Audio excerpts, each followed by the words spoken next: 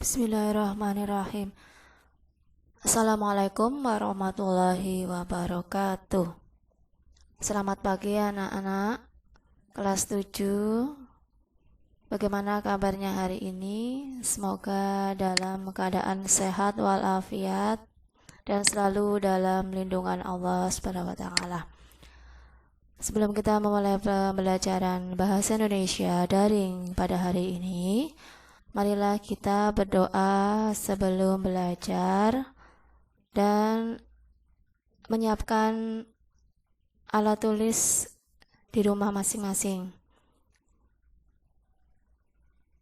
Ya, oke, pembelajaran pada hari ini adalah kelanjutan dari pembelajaran kemarin, yaitu masih mengenai tentang teks deskripsi. Pada video sebelumnya, Bu Ari sudah memberikan pemaparan berupa video pembelajaran yang ada di video YouTube ya. Bisa kalian cek di channel saya. Kemudian ini adalah kelanjutan yang kemarin. Ini kita sampai pada KD 3.2, yaitu menelaah struktur dan kaidah bahasa teks deskripsi. Pada video sebelumnya sudah Bu Guru sampaikan mengenai struktur. Pada kesempatan kali ini materi kita sampai pada kaidah bahasa teks deskripsi. Silakan anak-anak membuka buku teks bahasa Indonesia yang sudah dibagi oleh sekolah untuk menjadi acuan atau rujukan dalam kalian belajar. Ya, nanti di sini Bu Guru hanya memberikan sedikit penjelasan supaya kalian bisa memahami lebih dalam. Ya, oke, kita mulai. Tujuan pembelajaran kita pada video kali ini adalah setelah mengikuti pembelajaran, peserta didik mampu menelaah kaidah bahasa atau ciri bahasa teks deskripsi.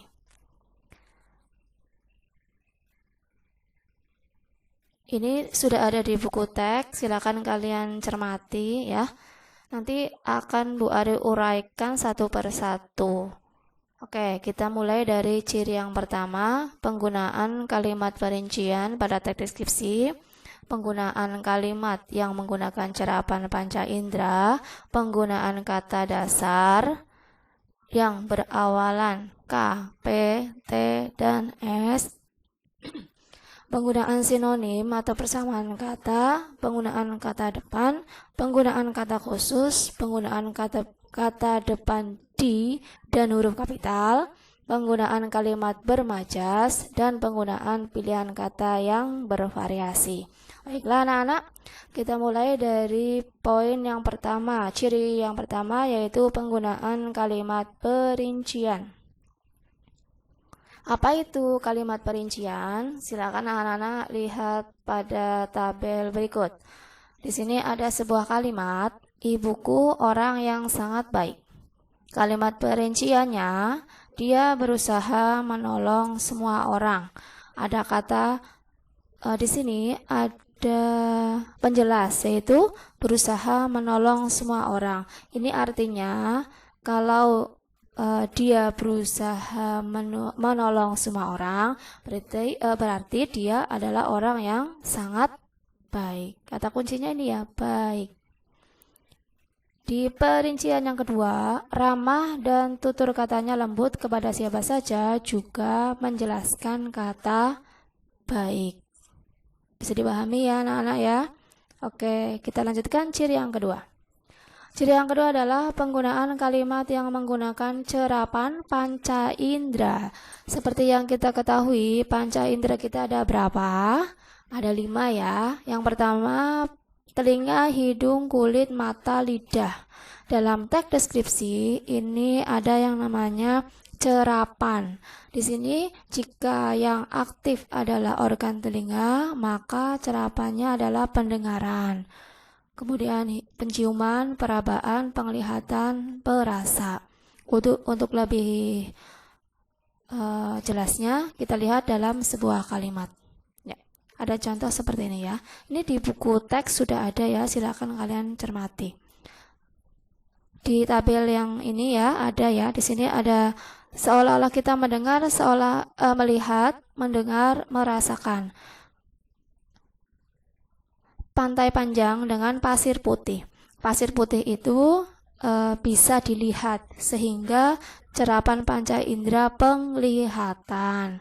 Air jernih dengan buih kecil. Kata jernih juga cerapan panca indera penglihatan. Bukit hijau juga cerapan panca indera penglihatan ya, yang bisa dilihat oleh mata. Kemudian seolah mendengar, debur pantai, ombak pantai terdengar berirama. Ada kata terdengar berirama berarti menggunakan panca indera telinga sehingga kita bisa mendengar ya. Kemudian seolah merasakan, di sini ada kata apa? Ya, ada kata segar sehingga indera perasa ya, segar terasa. Begitu kira-kira ya. Semoga bisa dipahami. Kita lanjutkan. Penggunaan kata dengan kata dasar KPTS. Rumusnya seperti ini ya. Silakan kalian tulis di buku tulis masing-masing. Awalan me diikuti kata berawalan K, T, S, P. Itu luluh ya. Luluh artinya hilang. Kecuali klaster. Apa itu klaster? Klaster itu konsonan ganda. PR, KR, TR, ST. Di sini ada awalan me. Seperti yang kita tahu dalam bahasa Indonesia itu ada awalan, sisipan, akhiran. Awalan me jika diikuti huruf kata dengan huruf depan K, T, S, dan P, maka huruf kata SP nanti hilang. Kita lihat dalam contoh. Ya, di sini boleh dicontohkan awalan me diikuti konsumsi. Konsumsi di sini K adalah KTSP tadi ya, maka K-nya hilang berubah menjadi mengkonsumsi, bukan mengkonsumsi ya. Contoh kedua, men diikuti pengaruhi, itu memengaruhi, P-nya hilang. Jadi yang selama ini kita dengar atau kita tulis mempengaruhi itu ternyata salah, karena pengaruh itu diawali P sehingga P-nya hilang atau luluh. Paham ya? Kemudian me diikuti pukul, bukan mempukul tapi memukul. Pengecualian untuk klaster tadi konsonan ganda. Me diikuti transfer, bukan mentransfer tapi mentransfer. Men diikuti stabilkan, jadi menstabilkan. Men diikuti stop, jadi bukan menyetop tetapi menstop. Di sini juga sama ya. Memesona itu pembentukannya dari me dan pesona. Memukau dari me dan pukau. Nanti silakan anak-anak mencari kata lain yang berawalan K, T, S, dan P untuk dibentuk menjadi kata bentukan ya. Ingat rumusnya ya, kita membiasakan penulisan yang benar ya, karena selama ini kita salah karena tidak tahu asal katanya. Oke, kita lanjut. Ciri yang berikutnya adalah penggunaan sinonim atau persamaan kata.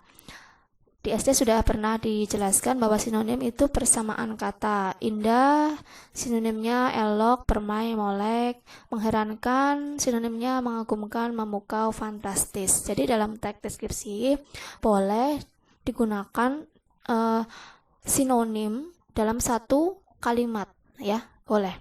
Supaya lebih tajam nilai rasanya. Ciri berikutnya, penggunaan kata depan di, ke, dari, pada, daripada. Ini jenisnya kata depan. Penggunaannya untuk kata depan di itu untuk tempat ya. Kemudian pada itu untuk waktu. Misalnya di kolam, di sekolah. Jangan terbalik. Nah, pada itu untuk waktu, misalnya pada hari, pada pukul, pada tahun. Jangan dibalik pada untuk tempat dan di untuk waktu ya. Kita biasakan penggunaan yang benar. Nah, ini misalnya drama Tari Kolosal Arya dipentaskan di area Monas. Di area Monas, di sini di area adalah tempat, sehingga penulisannya dipisah. Nah, untuk penulisan di sebagai kata depan dan di sebagai awalan, nanti Bu Ari buatkan video yang selanjutnya ya. Kita lanjut ke ciri yang berikutnya. Penggunaan kata khusus. Apa itu kata khusus? Kata khusus adalah turunan dari kata umum. Sebagai contoh, yang paling mudah Bu Ari sebutkan yang ketiga, hewan peliharaan, itu kata umum. Kata khususnya, kucing, anjing, kelinci, marmut, hamster, ikan, dan burung. Penggunaan kata depan di, ini ciri kaidah bahasa teks deskripsi yang berikutnya. Untuk penggunaan kata depan di nanti dan huruf kapital, nanti Bu Ari buatkan video yang lain ya, supaya tidak terlalu panjang.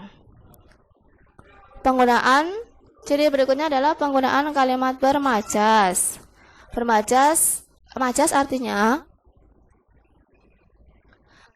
artinya gaya bahasa.